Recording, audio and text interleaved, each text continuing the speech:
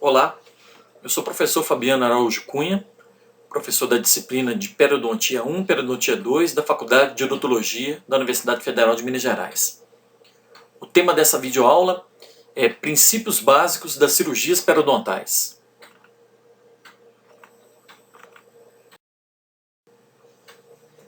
O tratamento periodontal ele consiste na fase de terapia associada à causa, ou seja, a fase preliminar do tratamento periodontal.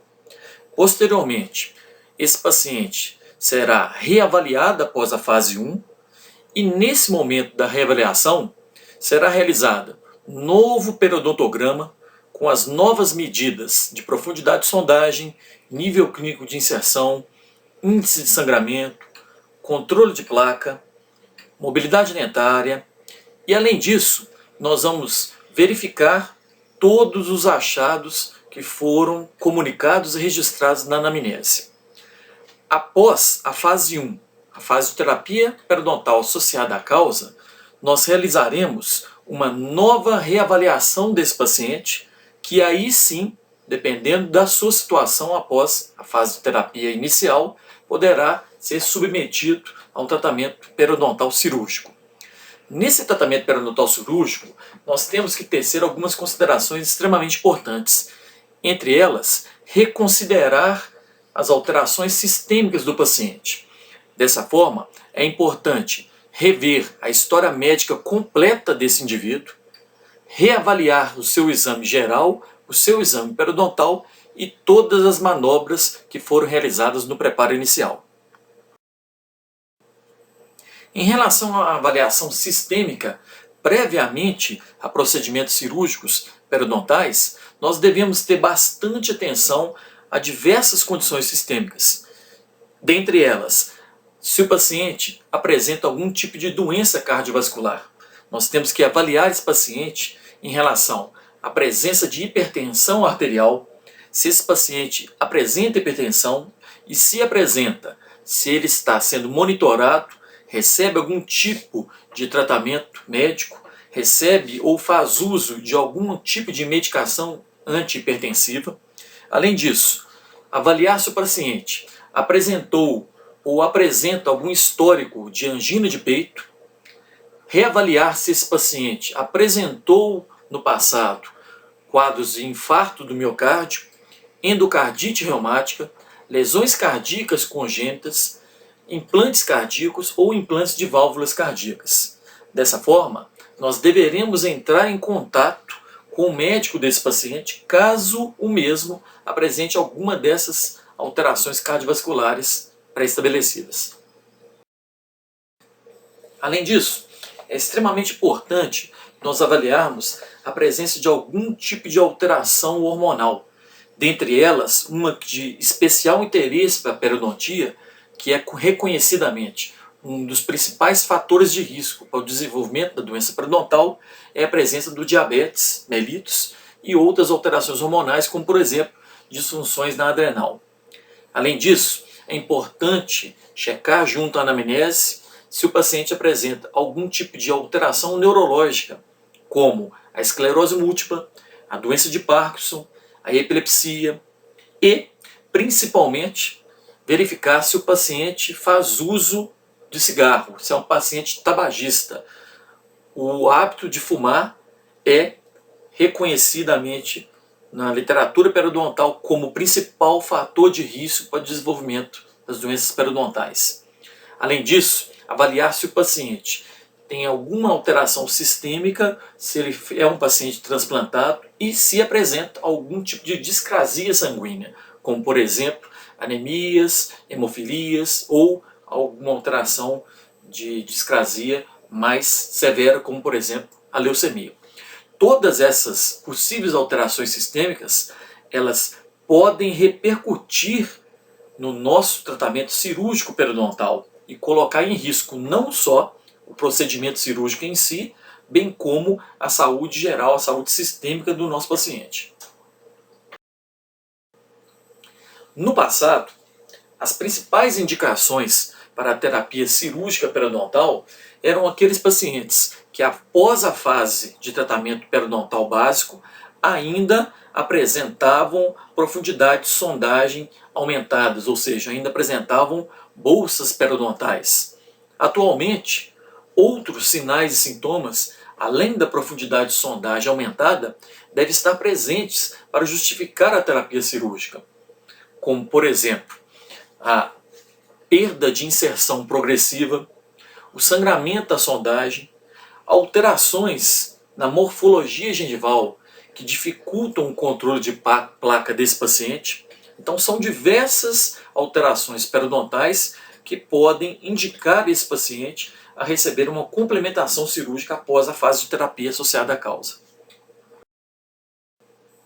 Por exemplo, uma das principais indicações são aquelas situações onde o indivíduo foi submetido a raspagem supra-subgengival e alisamento radicular, especialmente nas áreas de bolsas periodontais, e após o tempo de reavaliação, cerca de 45 dias após, ele ainda permanece com bolsas periodontais profundas, onde existe uma dificuldade de acesso para se obter um adequado debridamento, ou seja, nós temos uma dificuldade de acessar as regiões de bolsas profundas, especialmente em dentes multirradiculares, e nessas situações, após a reavaliação da fase básica, o paciente pode ser indicado para uma complementação cirúrgica. Ou seja, as indicações principais em relação à raspagem e alisamento radicular adequado, adequadamente feito via procedimento cirúrgico periodontal, são profundidade de sondagens aumentadas das bolsas periodontais, presença de alterações na superfície radicular, como por exemplo, fissuras e concavidades radiculares inacessíveis à raspagem subgengival sem abertura do retalho, presença de lesões de Furca e margens defeituosas de restaurações dentárias na área subgengivais que não obtiveram sucesso apenas com os procedimentos básicos de raspagem supra e subgengival. Além disso, outra indicação para um procedimento cirúrgico periodontal diz respeito ao estabelecimento de uma morfologia, de uma forma da área dentogengival que facilite o controle do biofilme por parte do paciente. Então, muitas vezes, o paciente apresenta uma dificuldade de acesso ao controle do biofilme, controle de placa, devido à presença, por exemplo, de hiperplasias gengivais, que atualmente apresentam a denominação de aumento gengival, crateras gengivais, restaurações com adaptações marginais defeituosas que propiciam um maior acúmulo de placa. Em relação às contraindicações para os procedimentos cirúrgicos periodontais, uma das principais contraindicações diz respeito à não cooperação do paciente, ou seja, pacientes que ainda não apresentam um bom controle de placa. E isso pode ser evidenciado através do exame visual e através, principalmente, da avaliação, da quantidade de placa bacteriana. Pacientes que não apresentam esse bom controle de placa são pacientes contraindicados a procedimentos cirúrgicos periodontais, até que ele consiga, através das manobras de higienização, obter um controle de placa mínimo condizente com o estabelecimento, a indicação e o estabelecimento do procedimento cirúrgico periodontal. Além disso, certas condições sistêmicas que não puderam ser controladas ou condições sistêmicas que estão progressivamente piorando levam ao quadro de dificuldade do controle de placa, uma pobre previsibilidade de sucesso nos procedimentos cirúrgicos periodontais e dessa forma se tornam, pelo menos momentaneamente, até que esse paciente apresente um controle dessa condição sistêmica, uma contraindicação à cirurgia periodontal. Além disso, é importantíssimo que o cirurgião dentista ele apresente um conhecimento das regiões anatômicas tanto da maxila como da mandíbula. Então é extremamente importante esse reconhecimento das condições anatômicas para se obter uma previsibilidade de sucesso cirúrgico. Por exemplo, na mandíbula, em sua face vestíbulo anterior, a profundidade do vestíbulo nessa região ela é reduzida principalmente pela presença da tuberosidade mentoniana. Já nas regiões de molares da mandíbula, existe uma proeminência dos ramos mandibulares que podem limitar os tratamentos nas faces distais. Como, por exemplo, muitas vezes existe uma dificuldade de acesso nas superfícies distais dos molares devido a essa proeminência. O cirurgião dentista tem que ter um conhecimento apurado dessa região para realmente estabelecer a necessidade ou não de um procedimento cirúrgico nessa área. Além disso, um possível trauma nas regiões dos ramos nervosos, por exemplo, lesões no nervo mentoniano durante a incisão, durante o rebatimento do retalho, levando a um quadro de possibilidade até mesmo de uma parestesia na região. Ou seja, nós temos que ter um conhecimento apurado dessas regiões anatômicas. Quando nós estivermos realizando procedimentos cirúrgicos na região de premolares inferiores, especialmente na face vestibular, é mandatório um exame radiográfico da região para uma localização do feixe neurovascular do nervo mentoniano e um trabalho, consequentemente, o estabelecimento de incisões e rebatimento de retalho conservadores condizentes com essa localização. Além disso, na face lingual da mandíbula, é importante o conhecimento da altura da localização do nervo e da artéria lingual. Sob risco de determinados procedimentos cirúrgicos, nós levamos a um quadro de parestesia da língua. Nessas regiões, nós evitamos incisões profundas ou incisões verticais. Normalmente, nós realizamos incisões mais direcionadas para a face vestibular, na área posterior de mandíbula, justamente evitando uma lesão a esse plexo neurovascular da artéria lingual. Bom, na maxila, nós temos também que apresentar um conhecimento apurado das regiões, como, por exemplo, estabelecer qual é a localização, qual é a proximidade das raízes dos molares com o seio maxilar. Isso pode e deve ser verificado radiograficamente para quando do procedimento cirúrgico, principalmente quando do rebatimento do retalho em áreas de grandes defeitos ósseos, nós não comprometemos essa região do seio maxilar. Na face palatina, especial atenção tem que ser dada à região da artéria palatina maior, onde são contraindicadas incisões verticais, especialmente em procedimentos cirúrgicos mucogengivais, quando da remoção de enxertos gengivais livres e, principalmente, enxertos de tecido conjuntivo, o conhecimento da anatomia, do palato, da localização desse feixe vásculo nervoso, onde passa e caminha o trajeto da artéria palatina maior, é extremamente importante, sob risco de lesão do mesmo, de um sangramento excessivo com uma dificuldade de controle da hemostasia. Além disso, temos que prestar bastante atenção na presença de exostose na região palatina e nas regiões vestibulares, tanto da mandíbula quanto da maxila. E, quando do uso de instrumentos rotatórios, temos extremo cuidado com os tecidos moles. Os tecidos moles eles devem estar protegidos sob risco de laceração desses tecidos, com brocas ou outros instrumentais.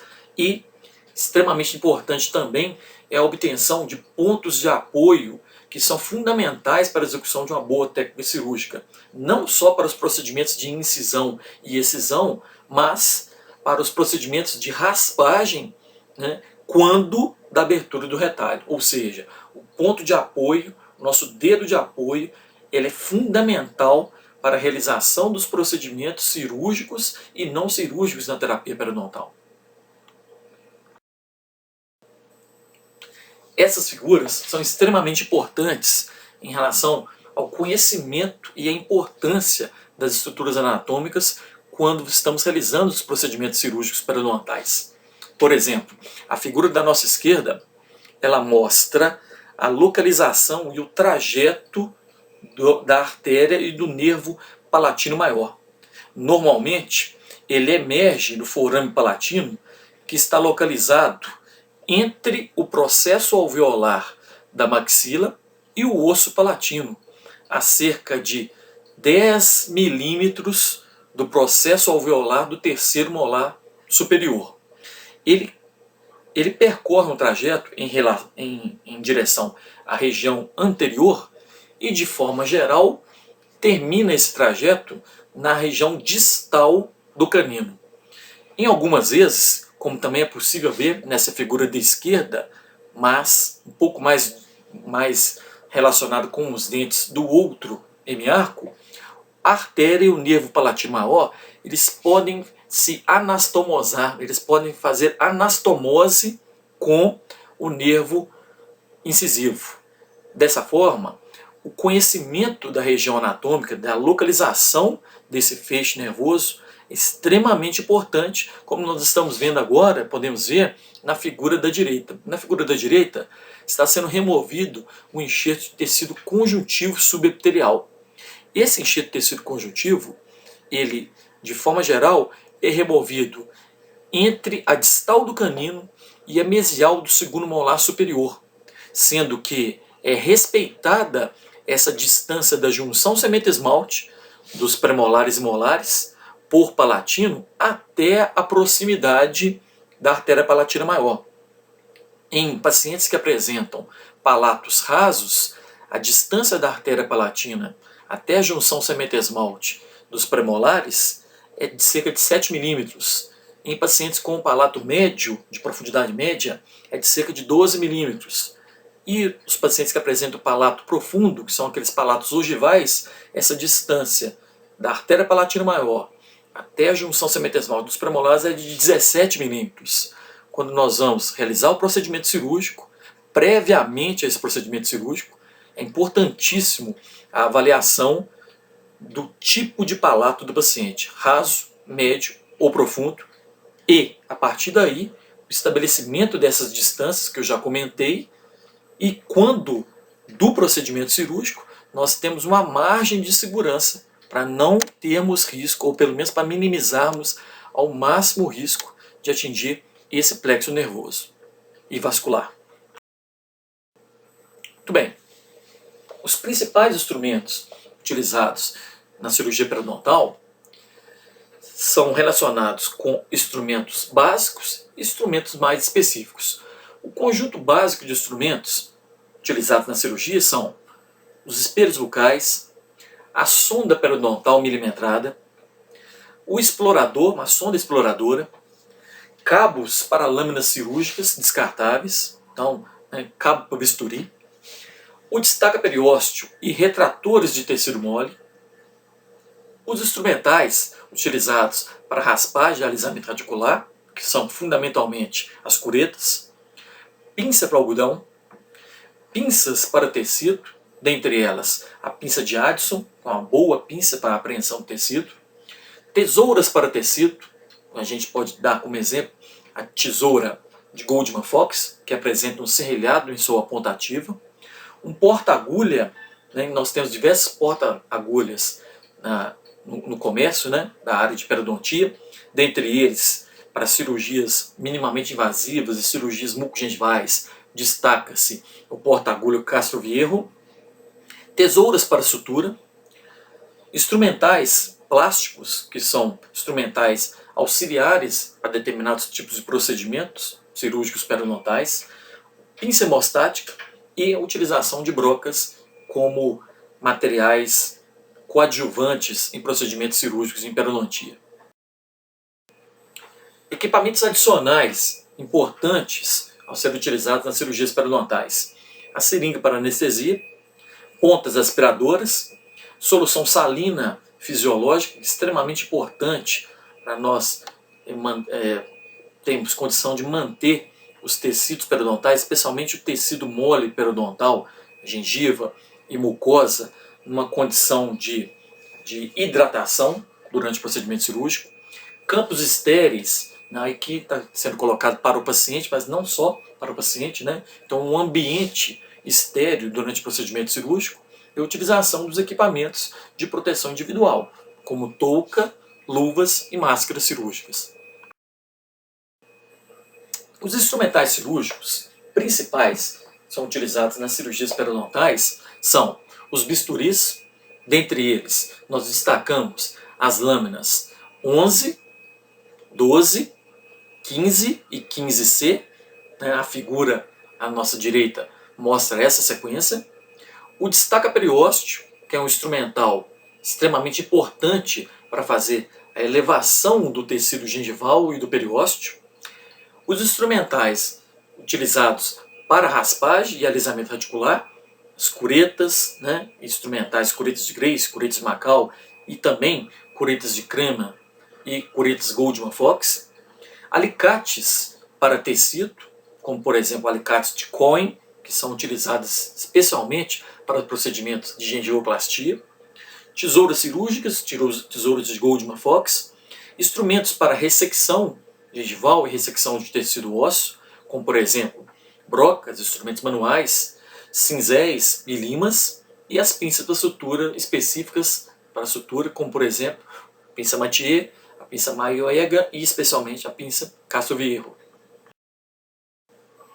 Nessa foto nós podemos ver à extrema esquerda instrumentais utilizados para fazer o rebatimento do retalho, então destaca-periósteo, né?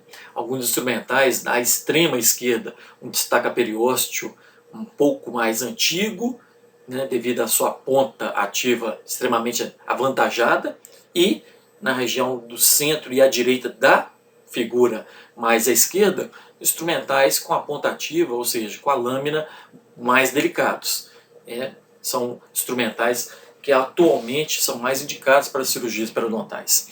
Na figura do centro, nós vemos as lâminas de bisturi número 11, 12, 15 e 15C, né? E nas figuras da direita, algumas variações da ponta ativa, especialmente das lâminas 15, né? Então as 15C e algumas lâminas 15C com a ponta ativa mais reduzida ainda. Nessas fotos, desse slide, nós podemos ver alguns instrumentais, né, na sua visão geral e na sua visão mais aproximada da ponta ativa. Então, na figura da esquerda, é possível ver da esquerda para a direita a presença de instrumentais utilizados para a sutura. Então, são os porta-suturas, né? O instrumental utilizado para a sutura de uma forma mais delicada é o terceiro instrumental da figura mais da esquerda, que é o porta-agulha Castro-Viejo. Nós podemos ver na figura agora do centro, da terceiro instrumental, é o que apresenta a ponta ativa mais delicada. Então nós costumamos falar que o porta-agulha ele tem que ser o mais delicado possível, que apresenta a maior facilidade de travamento e destravamento da agulha de sutura. Dessa forma, eu não impacto, quando do destravamento, o tecido que está sendo suturado. Então eu consigo manipular, consigo aproximar esses bordos da minha ferida de uma forma minimamente traumática. E na figura desse slide mais à direita, nós temos uma visão aproximada da ponta ativa dos destaca-periósteos. Então, da mesma forma, trabalhamos atualmente com instrumentais mais delicados que propiciam um adequado afastamento do tecido, quando for o caso, de uma forma minimamente invasiva, minimamente traumática para os tecidos periodontais. Nessa foto, nós podemos ver, na figura da esquerda, alguns instrumentais utilizados essencialmente para procedimentos de incisão, como, por exemplo, o gengivótomo de Kirkland e o bisturi de Orman. Além disso, na figura mais à direita, é demonstrado a utilização de um bisturi elétrico, que é bastante interessante para procedimentos cirúrgicos periodontais, especialmente procedimentos cirúrgicos de tecido mole, como por exemplo, para a obtenção de uma melhor morfologia gengival em pacientes que apresentam aumento gengival. Nessa foto, nós podemos ver na figura da esquerda e na figura central uma pinça que é denominada pinça de Crane-Kaplan, ou pinça demarcadora de bolsa. Essa pinça apresenta em suas pontas ativas, uma das pontas com um lado perfurante e uma outra ponta lisa. Como que era utilizada essa pinça? Nessa ponta ativa lisa, não perfurante, essa ponta era inserida até o fundo da bolsa periodontal, em pacientes que apresentavam principalmente aumentos gengivais e bolsas supraósseas com profundidades semelhantes. Então o lado não perfurante era inserido subgengivalmente até o fundo da bolsa e o lado perfurante ficava externo. Então quando nós inserimos o lado não perfurante, ele chegava a uma determinada profundidade e essa profundidade era demarcada com a ativação dessa pinça com o lado perfurante perfurando a superfície externa gengival. Então por isso que ela também é denominada de pinça demarcadora de bolsa. Ou seja, nós conseguimos perfurar externamente o tecido gengival, principalmente em regiões que apresentavam grandes aumentos gengivais, e esse ponto sangrante servia de guia, ou seja, do ponto, a localização onde nós teríamos que fazer a nossa incisão. Na figura desse slide mais à direita, nós podemos observar diferentes pontas do bisturi elétrico. Uma ponta em forma de lápis, uma ponta mais arredondada e uma ponta elíptica, ou seja, diferentes tipos de pontas utilizados para diferentes procedimentos cirúrgicos. Quando nós precisamos, por exemplo, de algum tipo de incisão linear, normalmente utilizamos essa ponta mais da esquerda. E quando o tecido apresentava grande volume, com a necessidade de uma excisão de maior volume tecidual, podemos utilizar tanto a ponta do centro como a ponta mais da direita. Nessa figura, nós observamos mais à esquerda brocas, que são extremamente importantes, que são brocas carbide, extremamente importantes em procedimentos de osteotomia e osteoplastia, instrumentais rotatórios. Na figura do centro, cinzéis, então nós temos dois cinzéis, microcinzéis de Ochimbin e um cinzel reto, que também é chamado de cinzel de Weldsted, utilizado em procedimentos cirúrgicos periodontais e também em outras áreas, como na dentística. E na figura mais da direita, alicates, que são utilizados principalmente nas regiões da ameia, quando do procedimento de gengivectomia e gengivoplastia, essencialmente e especialmente em áreas que necessitam de plastia de tecido mole. Nesse slide, nós podemos ver na figura da esquerda o gengivótomo de Kirkland, o bisturi de Orban. Na figura do centro, uma imagem mais aproximada de cinzéis retos e cinzéis curvos, utilizados em procedimentos de osteotomia e osteoplastia. E na figura mais da direita, limas, essas limas são limas para procedimentos de osteotomia, dentre elas a mais conhecida, que é a lima de Schluger, que é um instrumental extremamente importante, especialmente em procedimentos de recuperação do espaço biológico nas áreas interproximais.